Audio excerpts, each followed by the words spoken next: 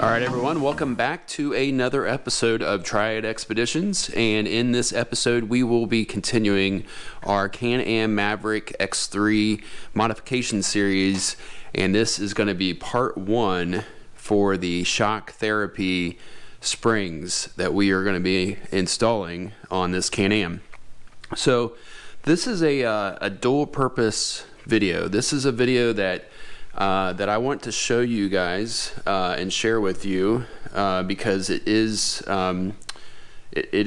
structured in the same way that shock therapy has you answer their questionnaire. And for those of you that don't know, shock therapy basically offers some suspension upgrades for pretty much most side-by-sides, except for some Yamahas that they don't. But most side-by-side vehicles out there, modern day, they have really stepped up to allow for upgrades to be done, and they have done the homework and the research and real world tested their products and dialed them in so that you can benefit from their knowledge with the racing knowledge and just the everyday trail knowledge. So, not sponsored by Shock Therapy, but I have watched a lot of their videos, so if you haven't watched any of those, make sure to go over and watch their videos. They're very informative, fun to watch, and you will also get a taste of the racing side of the house as far as side-by-sides too, and that's also interesting to see. Which kind of goes on most of the year from my impression. This is it's new to me, and so I'm just now starting to learn more about how side-by-side racing occurs and what classes and those type of things. So this portion is going to be more for shock therapy. I had been talking to the sales people and their customer service, and it is very good, by the way. I've had 2 calls with them, not to waste their time, but to inquire about lead times and also to get some specific questions answered regarding some of their products. And so we've ordered a set of shocks already, but I would suggest maybe doing this video beforehand so that you can copy and paste the link. And so that is the idea, and that's the idea that I have for shock therapy, is to have the customers actually do a YouTube video if they have a YouTube channel, or maybe they can create one just so they can post a video, and to basically call the video I want to upgrade my shocks, or Can-Am Maverick shocks, springs, upgrade, something, whatever. We don't want everybody naming their videos the same, because it's gonna kind of really limit the search, but it's good for their marketing department, and so I am going to talk to their marketing department about this, and I hope that they do watch this, because this is a simple video that people can make that will also populate on YouTube and basically really advertise their product in a very effective way. The other side of this is not just so much for them or their purposes for marketing, but also for their purposes as far as dialing in the springs. So on the website, to get the Can-Am X3 dual rate spring kit, these are dual rate springs in case you didn't know, on these Fox Smart Shocks. We have the 2021 car with the Smart Shocks on it, and I really cannot comment about that too much. So you can definitely comment in the comments if you have some feedback on what you think of the Smart Shock system. It is fairly new. I noticed that there's always a lot of folks that are asking questions about it, and definitely Shock Therapy has stepped up and offers a dual rate spring kit specifically for the Smart Shocks car, and they also offer their additional dialing system where they can valve them so that you can on the fly do an overall adjustment. The car will do its adjustments automatically, but you can kind of adjust like a standard, so it really multiplies the settings that you can do to your car right from the cockpit as you're going real time. I might do that someday. The good thing about this is, so the price was like roughly, I'll just say it's like roughly $950 just to be even, but they list it here I think at $939.60. So the good thing about this is that this is something that they ship to you, right? So that's the beauty of it. You can tell them the weights that you have on your car, the equipment, the accessories that you've put on the car. And as you guys have maybe seen, if you've seen some of our videos prior to this, we've put a lot of weight on it. So I'm kind of stopping as I go around here on purpose, but I'm going to go line by line on the sheet. And let's start with the fact that they ask you whether or not you have a front bumper. We do. We have one that we're going to install. It's a Super ATV front bumper. It's got the bash plate underneath. I would say, as far as front bumpers go, I'd say it's probably one of the more heavier ones. It's definitely not abbreviated or aluminum. It's steel, but you know, it's Super ATV, and I don't recommend them. But you know, it's probably as light as it possibly can, or made as light as it possibly can. So. Which is not necessarily a bad thing. You don't want to overload your vehicle, and we're quickly approaching that reality. So the next thing that they ask for is they want to know if you did a rear bumper. And the beauty of what we're doing here is we're not just giving them an answer of yes we do, and they usually, most of their like, they ask if you have a standalone bumper or if it's something that was integrated into the roll cage. So they must have taken like averages, right? They know about what an add-on rear bumper weighs. But you know, with the video, I can actually tell them, hey, this is a Lone Star bumper, and they may very well have that weight in their computer system that they can actually plug into the calculation. And that's what this does. Is it's basically an equation that's being done, and a summation of all the aftermarket parts. I'm going to go a little bit further, and they do ask you later, you know, is there anything else on your car that will affect the weight? And so while we're looking at the rear bumper here, I'll say that we do have a TMW rear dual shear plate, radius rod plate in the back, and we do have some CT Raceworks lower high clearance arms. Probably heavier, maybe, than the original arms, so not sure. They would probably know that. I'm hoping so. So the next question is do you have a winch? And then they ask what size it is. We went with the Axon, and we'll have a video of that later. We went with the Axon 5500, so it's a synthetic, which is going to be lighter. So capacity, I get it why they're asking capacity, but man, that would be nice that they actually knew, and in this case they will know if they watch the video, that it is a Warn Axon 5.5 synthetic rope winch is what we put on there. So spare tire, they asked for the location. They want to know if it's on the roof, if it's over the bed, off the rear bumper, or other.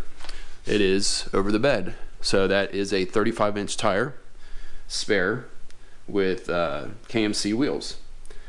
They ask whether or not you have an ice chest. In fact, we do. And they ask for the location. It's here in the bed, and this is a Yeti 20 liter. They ask you what the weight is. I put 60 pounds. That was based on if this was completely full of water. I wanted worst case scenario. So water is 8 something pounds per gallon, and so I figured out what 20 liters was, converted it, and then the weight of the cooler itself. So I put 60. So that your mileage will definitely vary when it comes to that. They ask if you have rock sliders. Yes and no. I said yes because these are like rock bash plates. Probably, you know, they're aluminum, probably a little bit lighter. But the reason why I said yes, they are a little bit lighter than rock sliders, and they're going to see that in the video. Maybe they'll have a different opinion than me, and them being the experts. But I don't think that, they ask later if you have a roof rack. I don't think they accounted for the fact that these AFX racks are steel and they're pretty darn heavy. So moving on, ask if you have long travel. We do not have long travel. So this is the 72-inch car.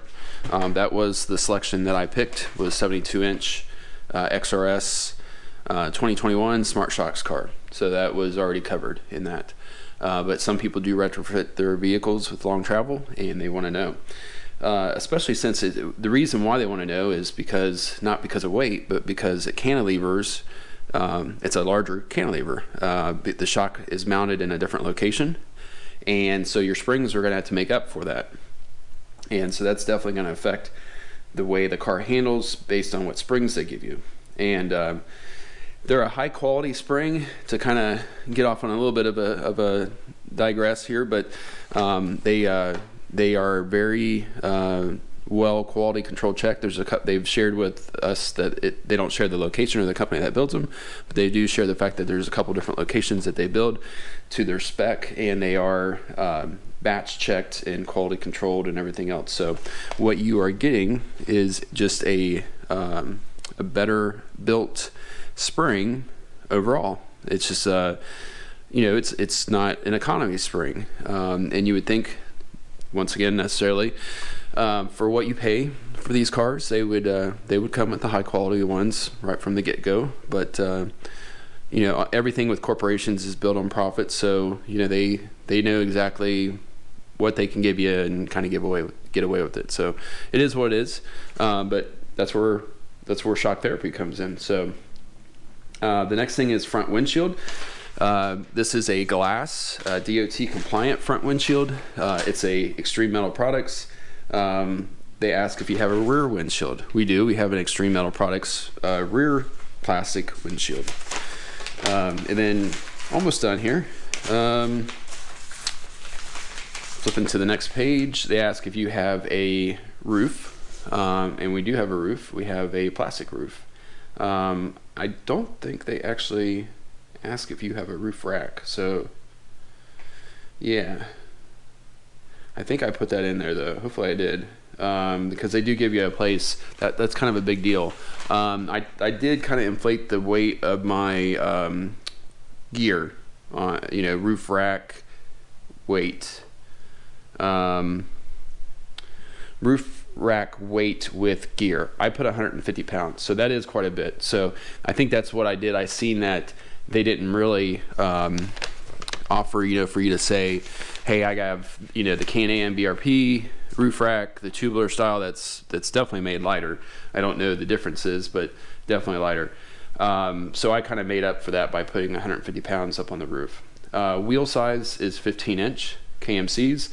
Tire size, these are DOT compliant 35-inch tires. These are System 3s, RT 320s. System 3? I think that's what they're called. Yeah, System 3 off-road RT 320. And just so you know, if you are like tire shopping, I cannot give you any feedback on these tires. That probably will be a video that we do in the future to kind of give feedback on these, so look for that. As we start running out of different things, specifically to share as far as installation items, but more like product review or performance items, tires are a big one. But this is one of the few, if not the only. If you know of any other, let us know in the comments, because that is something that we would be interested in case these tires don't really live up to their expectations. And maybe the next time around we'll go with something different. But these are one of the few 35-inch tires, 15-inch rim, that's DOT compliant, and we wanted that to be able to make sure that we could be street legal. So primary driver weight, I put 190 pounds, and then front passenger weight. So they even dial it in, and they know that the fuel tank is, slightly off, but there's also, I think these cars are pretty well balanced. So they even want to know, like, hey, if there's like 40 pounds difference between the person sitting in the driver's seat 80% of the time is their guideline. They want to know the difference there, because people do weigh quite a bit, and a lot of times people forget about that when they're loading their vehicles. Rear passengers, I put no primary rear passengers, because we really won't have people there very much. I could have, but obviously our dog, he's 50 pounds, but with the bigger battery and stuff, that's something I should have listed, was the bigger battery. So I'm kind of giving you guys ideas of what maybe to put in the additional notes. But once again, if So that's an AGM. Once again, if Shock Therapy watches this video, they can just basically see the car. We put a Switch Pro in there. We put a larger Odyssey AGM battery. We have fuse blocks in the front, in the glove box here, and also in the rear. It does have the windshield wiper kit up there, so it is probably one of the more heavier glass windshields on the market. And then it does ask what your toolkit is. I put 50 pounds. That's probably a little conservative actually, but I'm gonna try to keep it pretty light up there. But we're gonna have our tool roll, our Blue Ridge Overland gear tool roll, probably an impact, a spare belt, and maybe some other spare parts up there too. So I think 50 pounds is probably easily where we're gonna be at. So, all right. Well, those are the items that they ask for. The springs, we will definitely be doing a part 2. We are still on track to get this car over to RC Enterprises and do the front suspension and also do the spring kit at the same time. And that will be happening literally in the next 2 weeks if everything goes right. If we don't get the lower A-arms in time from CT Raceworks, then we will just not have those on there. We'll just end up having to tear the front of the car off again, and you know, do them then. So, you know, unfortunately, I hope that's not the case. I really do want to have those on there for especially our upcoming event. That's going to be a manufacturer shop visit, and also for our trail riding on the Hatfield McCoy. So we're doing 2 different things there in the last week of March. So we're pretty excited about that. So that's what this is kind of all leading up to, in case I hadn't mentioned it before. And then one other thing that we did order from Shock Therapy is we did order a new front sway bar and the sway bar mounts that can be pretty squeaky at times from everything that I've heard. I'm looking at these sway bar mounts now a little bit closer, and I think that they had been rubber in the past, but you know, as these years go on and people complain about stuff that just could be better, I think they make changes on the fly. So if that's if your sway bar mount has rubber in it, let us know, because that is definitely a white nylon looking, like in, you know, basically a white nylon that's in there. The new ones will be aluminum, and it's a beefier sway bar that's also adjustable. So we are going to end up running it in the middle position. From what I'm kind of gathering, you know, we'll put it right in the middle, but it's going to perform better. It's actually going to work much better than the OEM sway bar, and we'll probably end up doing a review of that and basically talking about it, like either during the installation. I'm going to try to be there quite a bit, taking some video of the front end getting done as much as I can and still staying out of the way. So that will be the video. We are going to do some winch wiring. Probably the next video that you're going to see after this one will be some winch wiring. Yeah, we still got the actuators on the doors, the chase lights to wire up.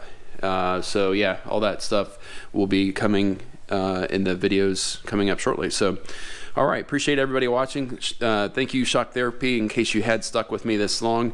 Hopefully this is an idea that you implement. Hopefully this is helpful for you guys to dial in the spring kit even more for customers. You guys do a great job of doing that from everything that I've read and heard. So I'm pretty excited about that. Everybody make sure to subscribe and hit that notification bell if you want to be notified of videos coming up. And everyone take care and be safe out on the trail. Thank you.